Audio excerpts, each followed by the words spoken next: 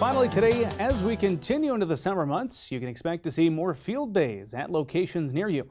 One such event, a weed management field day, will be taking place next week. That's June 23rd at the Panhandle Research and Extension Center, which is out in Scottsbluff, Nebraska. This is an early season weed tour that will cover weed control in a variety of crops, including sugar beets and dry edible beans.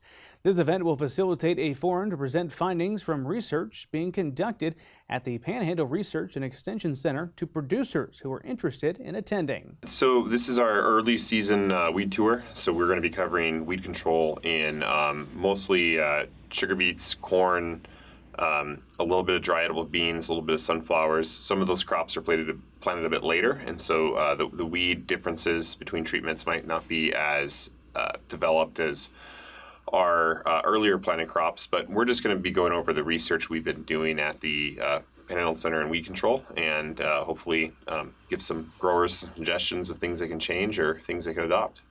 While the weather out in the Panhandle has been much cooler and drier than usual, weed emergence was a bit slow to get started this year.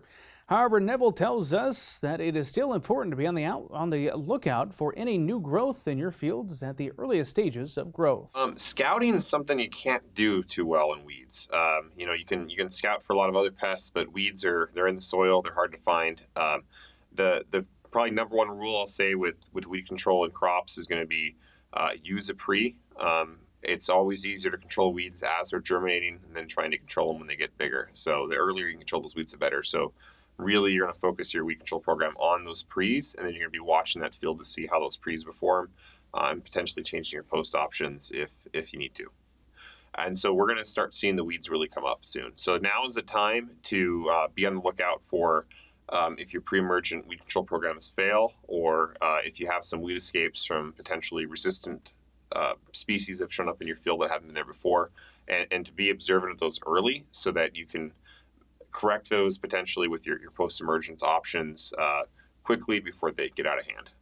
If you are interested in attending this event, again, it will be held June 23rd, that is a Thursday, at the Panhandle Research and Extension Center out in Scottsbluff.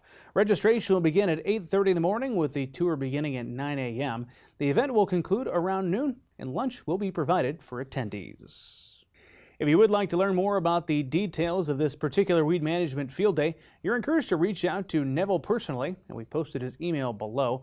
We've also taken the liberty of posting that information along with this story over on the Market Journal website.